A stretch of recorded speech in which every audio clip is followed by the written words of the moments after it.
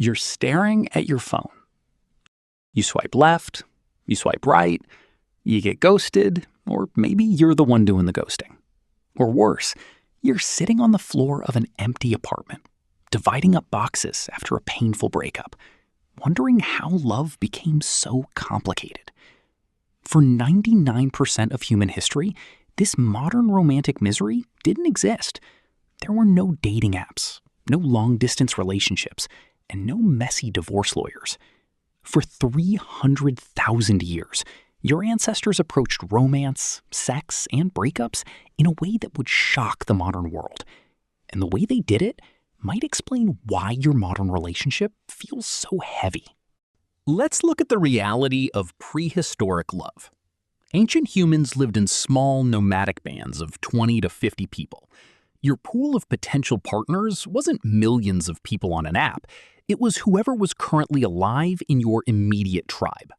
Because of this, romance wasn't based on finding a magical soulmate who fulfilled your every emotional need. It was built for survival. Human babies are born incredibly helpless. To raise a child to self-sufficiency, it took massive amounts of calories and protection. Anthropologists call this cooperative breeding. True human pair bonding evolved as an economic and survival alliance. You partnered up because hunting a woolly mammoth or gathering tubers was more efficient in pairs.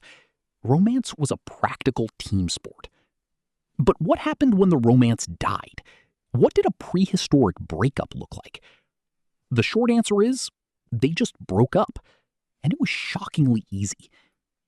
Anthropologists studying modern hunter-gatherers, like the Hadza of Tanzania or the Juhwansi of the Kalahari, found something fascinating. In these tribes, divorce rates are actually quite high. If a couple stops getting along or if the intimacy fades, there is no massive drama. Why? Because ancient humans had no property. There was no house to sell, no bank accounts to freeze, and no furniture to fight over.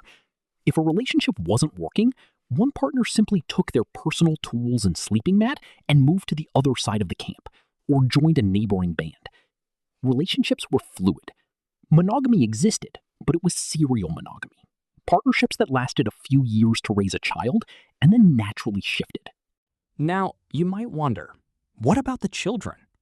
In modern society, a parental breakup can fracture a child's entire world. But 50,000 years ago, a breakup didn't change a child's daily life at all. In a hunter-gatherer tribe, children were raised by the village.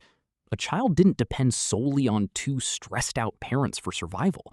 They were surrounded by aunts, uncles, grandparents, and tribal elders who all shared food and protection.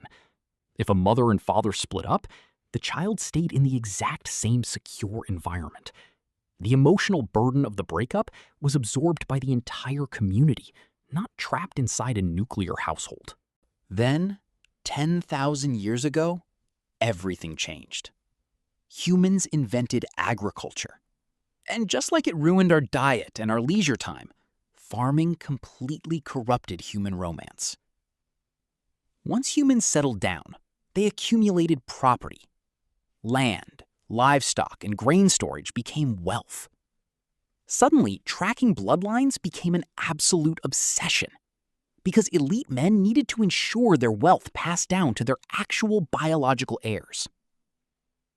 Overnight, marriage transformed from a voluntary survival alliance into a rigid, legally binding economic contract. Women were treated as property to secure alliances between families. Virginity was policed. Divorce became illegal, heavily stigmatized, or a social death sentence. For the next several thousand years, you were locked into your relationship, no matter how abusive or miserable it was. Today, we live in a strange paradox. The legal chains of the agricultural revolution are mostly gone.